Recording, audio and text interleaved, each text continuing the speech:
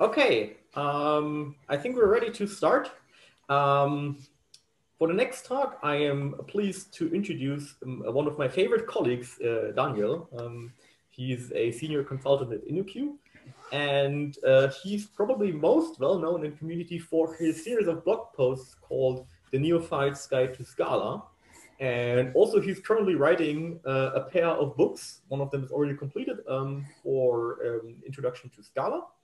And today he's going to talk about a variance of topics, which is, for example, upper and lower bounds of the type system. So applause and welcome to Daniel. Thanks, Lars, for the lovely introduction. And hello, everyone. Thanks for coming to my talk. And especially thanks to Oli for organizing this online conference, which is really amazing. So Lars already introduced me. I'm working at INNOQ. I'm also co-organizer of ScalaBridge Berlin. And I like writing books, and preferably books about Scala. So a few months ago, I published Scala from Scratch Exploration, which is a book for Scala beginners. And I'm happy to say that you're the first people to know that I've just today released the sequel, or at least the two first chapters of it.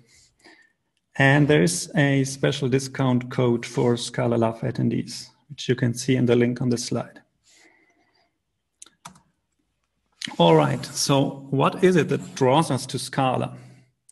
I think that for many of us, it's the strong functional foundation of the language, but nevertheless, Scala is still a hybrid language. So it's both functional and object-oriented. And specifically, it is class-oriented, and it supports subclassing. So by specifying that B is a subclass of A, two things happen. One thing is code sharing. So B inherits the implementation of A. And the other thing is subtyping. So B is an A, it has the same interface. And when a value of type A is expected, you can assign a value of type B to it. But having subclassing makes the type system a lot more complex than it would have to be without it. I was mainly doing Java before I started to learn Scala. And I think this might be similar for many of you.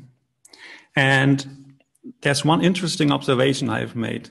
Even though Scala's class-based inheritance is pretty similar to that of Java, many people who come to Scala from Java have difficulties understanding concepts like variance, which exist to accommodate for subtyping. And as for me, for example, I had never heard about covariance or contravariance before I started to learn Scala. So in this talk, I want to explain typebounds and variance in Scala.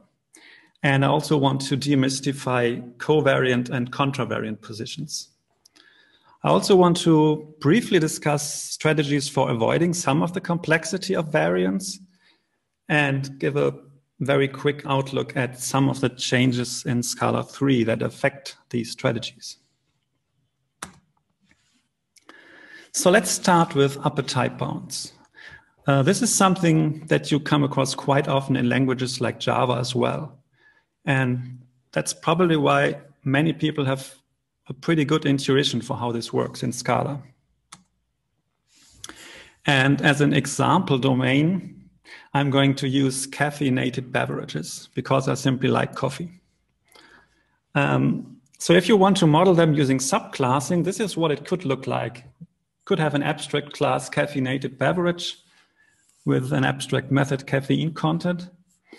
And here on this slide, you just see three possible subclasses. One for filter coffee, one for black tea, and one for a hip lemonade called Cute Mate. So here we have a method called choose, which expects two drinks of type caffeinated beverage, and it returns the one with a higher caffeine content. Now this method, it works, but there's an issue with it. Even if we pass in two values of the same subtype, for example, two values of type filter coffee, then we lose the precision in the return type.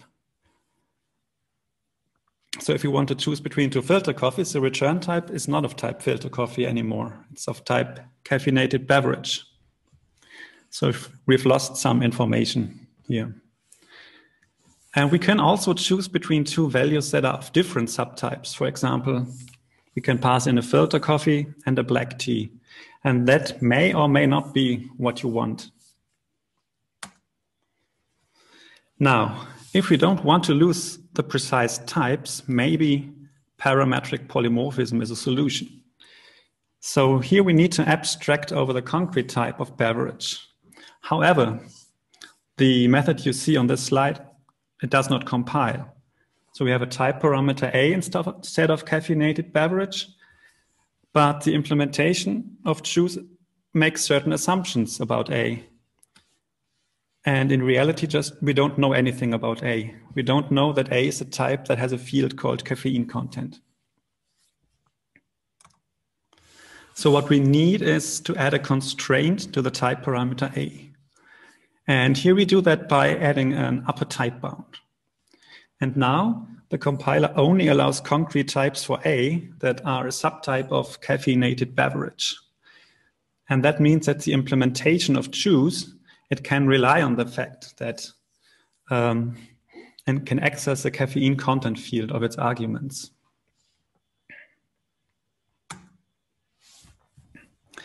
So now that we have an upper type bound for choose and we have a type parameter, in the first place, we have more precise return types. So if we pass two values of type filter coffee to the choose method, the result is still of type filter coffee.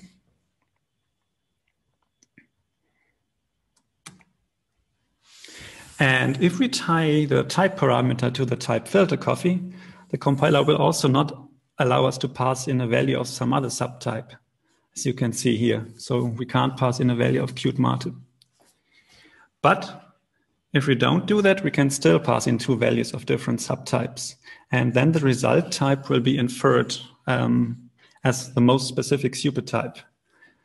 And in this case, that would be a product with caffeinated beverage with serializable, because both filter coffee and cute mate are case classes. Okay, so that was upper type bounds, which is still rather straightforward. Let's move on to covariance. And we'll continue with our example of caffeinated beverages. So there's this joke that a programmer is a machine that turns caffeine into code. I don't really like the idea that we are machines, but the joke is still pretty good for explaining covariance, because a programmer needs caffeine as input, and this caffeine must come from somewhere. So apparently we need a caffeine source. But there can be caffeine sources of different types, based on the type of beverage they provide. So here you see an abstract class caffeine source with a type parameter and an upper type bound for caffeinated beverage, and two classes that extend caffeine source. One is a caffeine source of cute mate, another one a caffeine source of filter coffee. Okay, now let's look at how a caffeine source can be used. So Agile Fragile is a consulting company, and they are not very picky about a particular type of beverage that helps them to stay caffeinated. So what they want to have is a caffeine source of caffeinated beverage, which is the most general caffeine source possible.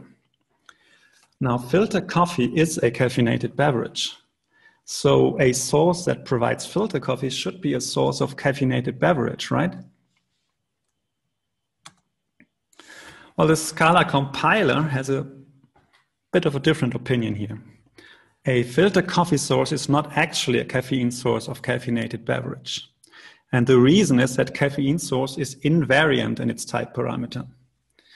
And this means that caffeine source filter coffee and caffeine source caffeinated beverage, they are different types. But the compiler gives us a hint. It says that we may wish to define A as plus A instead. In other words, it suggests that we make caffeine source covariant in type A. Now, if you actually already understand invariant and covariant types, then this error message you see is pretty helpful actually. But yeah, we're getting there. In general, what does it mean that a type is covariant in type A? Let's use another example here. Let's say you have a type constructor like crate and it's covariant in type A, which means that there is this plus symbol before the type parameter. Now, if an apple is a fruit, then a crate of apples is also a crate of fruits. In other words, if apple is a subtype of fruit, then crate apple is a subtype of crate fruit. We can make caffeine source covariant in type A as well by prepending this plus symbol in front of the A. And now this allows us to assign an instance of filter coffee source to a value identifier with a type caffeine source of caffeinated beverage. If you look at the Scala collection library, you will notice that immutable collection types are usually covariant in type A. And this is in line with many people's intuition. A filter coffee is a specific type of caffeinated beverage. So when we talk about multiple caffeinated beverages, then a bunch of filter coffees should be a valid example of that. All right, let's move on to contravariance, which at least in my experience is quite a bit less intuitive to most people. Some people have a rather interesting view on the world. They see programmers as resources that transform caffeine and a feature description into a deliverable. Let's call these people managers. Programmers can have peculiar tastes, though. So some programmers only consume filter coffee, and another one might only consume black tea. And then there might be others who can consume any type of caffeinated beverage and turn that into a deliverable. So there's a type parameter A for programmer again, with an upper type bound for caffeinated beverage. Now at Startupr, they are pretty poor, but also very hip. So they provide a caffeine source of cute mate to their employees, which means they also require a programmer who consumes cute mate. Now, someone who can transform cute mate laminate into a deliverable, their only programmer, however, is their CTO. And the CTO doesn't care about what type of caffeinated beverage they consume. So, as you can see here, the programmer of caffeinated beverage is what we assign to the CTO value. Now, our intuition might be that we can use a programmer who consumes any type of caffeinated beverage when we need a programmer who can consume cute mate lemonade, because that programmer doesn't care about the specific type. However, this doesn't compile. The compiler expects a programmer of cute mate, but found a programmer of caffeinated beverage. And the reason that this doesn't compile is, again, that programmer is invariant in type A. And the compiler suggests that we make it contravariant in type A instead. So what does it mean that a type is contravariant in type A? Well, it's pretty much the reverse of covariance. So if we have a consumer that is contravariant in type A, it means, which means that there is this minus symbol before the type parameter. Then if an apple is a fruit, then a consumer of fruit is also a consumer of apples. Or in other words, if apple is a subtype of fruit, then consumer of fruit is a subtype of consumer of apple. We can make programmer contravariant in type A. by adding this minus symbol. And if we do that, it allows us to assign an instance of programmer caffeinated beverage to a value identifier with the type programmer of cute mate.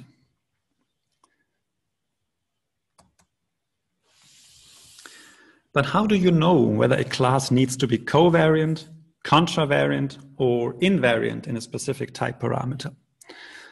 Well, in order to know this, you need to understand covariant and contravariant positions. So let's look at this now. Let's look at this function literal version of the pull method. So if we have a caffeine source of filter coffee, this function literal version of the pull method would look like this. It doesn't have any input parameters and it returns something of type filter coffee. And as you can see here, we can assign it to a value identifier of type unit to caffeinated beverage. So a function returning a filter coffee is a subtype of a function returning a caffeinated beverage. Why is that? Well, the reason is that Scala has covariant return types. The same is true for Java, by the way. So for example, function 0 is covariant in its return type R. It has this plus symbol in front of the R type parameter. But the same principle applies to methods as well. So if a class or trait is covariant in a type parameter A, it can only be used in covariant positions. And one of these positions is the return as a return type of a method of that class or trait. Another one would be as a type of an immutable field. And finally, another covariant position is as a lower type bound for the type of a method parameter. This is something I will come back to a bit later in this talk. However, let's look at contravariant positions first. We have a method that expects values of type caffeinated beverage, and it returns true if the first one has more caffeine content. So this could also be a function literal instead of the method. It doesn't really matter. I just use the method notation because it was easier to put this on the slide in a nicely formatted way. And we also have a list of type filter coffee. And we want to sort this list. So the sort with method defined on list, it expects a function whose input parameters are of type filter coffee in case of a list of filter coffee. However, it's perfectly valid to pass in the method defined above, because filter coffee is a caffeinated beverage. A function that expects caffeinated beverage is a function expecting filter coffee. So such a function, like has more caffeine content, it just knows a little bit less about the types of its input parameters than a more specific method that actually takes inputs of type filter coffee.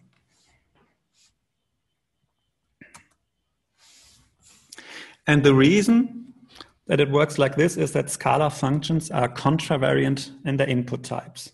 So covariant in their return types, contravariant in their input types. For example, function 1 is contravariant in its input type T1, which you can see because it has this minus symbol in front of it. And again, the same principle also applies to methods.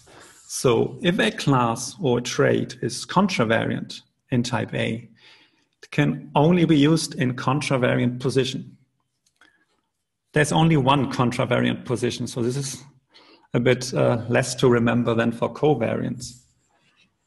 So the only contravariant position is as a type of a method parameter.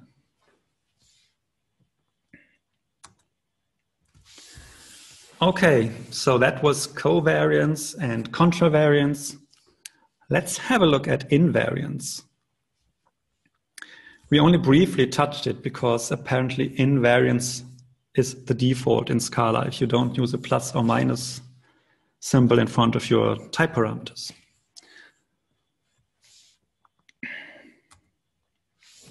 Let's say that our caffeine source also needs a refill method. Now this would effectively make it a mutable class. But we can't just add this method to our class. If we do it, the compiler will complain that the covariant type A, covariant because of the plus symbol, occurs in contravariant position, which is as a type of a parameter of the refill method. So what can we do about this? Well, we need to make caffeine source invariant in type A. And that's what the compiler suggests. We can't get around this if a type parameter occurs in both covariant and contravariant positions, which basically means that all mutable classes must be invariant in their type parameters. And on a side note, it would probably be better not to add the refill method to the caffeine source class at all, because a programmer shouldn't have to care about how the caffeinated beverages get refilled. It should only really care about how it can pull caffeinated beverages from the source. So having separate interfaces for refilling and pulling would probably be a better choice. Now, there is a good reason for why mutable classes must be invariant. In Java, arrays happen to be covariant in their type parameter. And this allows you to do very, very dangerous things. You can create an array of strings and assign it to an identifier with the type array of object. And this allows you to put a number into that array because a number is also a subtype of object. But of course, it will lead to an exception at runtime. And here Scala plays it safe. So array in Scala is invariant. And you actually can't create a class like array that is covariant in its type parameter in Scala. Now the final piece of the puzzle that you should know about is lower type bounds. It's difficult to see why you would ever need them. But all the things I have covered so far, they are connected somehow. So the reason you need lower type bounds is actually covariance. And let's see why that is the case. So I already mentioned that list in the Scala collection library is covariant, like pretty much every other immutable collection type. It has a method for prepending elements to the head of the list, which is named : Now you could think that this method was defined as shown on this slide. So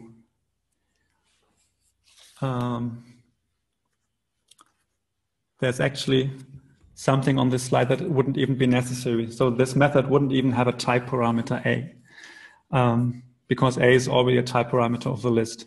Now, this method doesn't actually compile because list is covariant in A. And the element of type A is a contravariant position. So if you implement the prepend method like this, A occurs in covariant and contravariant positions. And that's not allowed because list is covariant in A. And this is where lower type bounds come in. By adding a type parameter B to the prepend method, we can avoid using A in contravariant position. Instead, we use A as a lower type bound for B. Lower type bounds are the third kind of covariant position that I mentioned earlier. And now the prepend method returns a list of B. Because list is covariant in its type parameter, the type B of a prepended element must be a supertype of A. which we have guaranteed with this lower type bound constraint. And we declare this lower type bound with the reverse symbol for an upper type bound. So it's B greater colon A.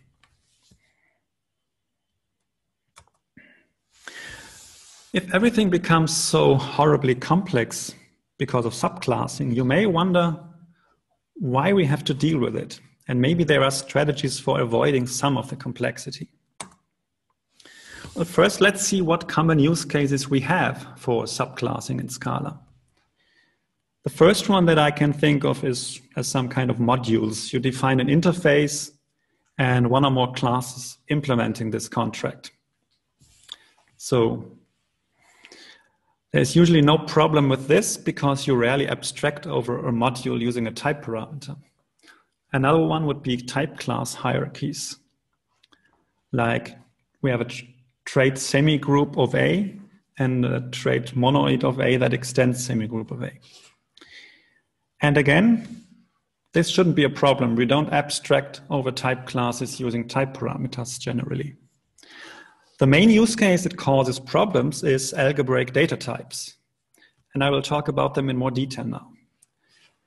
As for the classic object-oriented class hierarchies like caffeinated beverage, I think we should normally avoid them and model our domain with algebraic data types, if possible. So as I said, algebraic data type should be the default mechanism for modeling our domain. But the problem is that in Scala, you need to implement them using subclassing. As you can see in the example here, where we have an algebraic data type user, which can either be authenticated or anonymous. Some other languages, they don't rely on subclassing for algebraic data types. For example, Haskell uses something called data constructors. Rust has something called variance. And in both cases, the only type that exists would be user. There is no subtype authenticated or anonymous. But these subtypes do exist in Scala algebraic data types. Now, the real problem is that subclassing is not just an implementation detail, but it's actually an implementation detail that leaks out into the API of your algebraic data types. Let's say we have an invariant linked list, like the one shown on this slide. We can't really create a list that contains both an anonymous user and an authenticated user with the code you see here. Because first, we create a list of user.authenticated, and then we try to prepend user.anonymous. But it's already a list of user.authenticated. It's not a list of user. So this will not work if list is invariant. One strategy is to make it easier to ignore the types of the subclasses. So you would need to provide a factory method for each variant, which we have done here. And this factory method, it needs to actually hide the type of the subclass. So here, both of them return something of type user. And this way, authenticated and anonymous can be used more like data constructors or variants in Haskell and Rust. And your algebraic data types become easier to use with classes that are invariant in their type parameter. Now, this is not foolproof because it's still possible to use the regular apply methods of your case class's companion objects, which return the more specific type. Now, having to write all these factory methods for your algebraic data types is a bit tiresome, and it also leads to a lot of boilerplate code and noise. So let's see what changes in Scala 3 when it comes to algebraic data types and subtyping. Here you see a version of the user algebraic data type using Scala 3's new enum syntax, which is far less verbose than the ceremony in Scala 2. But under the hood, it still generates case classes that are subclasses of a sealed abstract class or trait. However, there's one important difference. The generated apply method on the companion objects for each case, they are not exposing the type of the subclass anymore. Instead, in our example, they have a return type of user. And this makes Scala 3 enums a bit easier to use with classes that are invariant in their type parameters, which you can see in the example. We have our linked list of user, which we can just create with this code, which wouldn't have worked in Scala 2 with our linked list type. Nevertheless, even if it becomes easier, it remains important to understand subclassing and how it's related to type bounds and variance, because all the standard collection types in Scala make use of these concepts. And the same is also true for most of the Scala ecosystem. Okay, so that's it from my side. Thank you very much for listening. I hope I was able to clarify type bounds and variance for you, and I'm open for questions. Okay, thank you, Daniel. Thanks for the talk. As usual, I would like to redirect people to the QA room that includes you, Daniel. So if you could please join that one. Of course. On Twitch. For everyone who doesn't want to do QA or just for afterwards, I'm done with track hosting. Next one up for hosting the track will be Martin. We will continue in, I think, about 25 minutes. So there's going to be a lunch break or breakfast break or wherever you are. And then Martin will take over. So thanks for being here, and either go to the QA or have food or whatever. Bye. That's right. See you. See ya.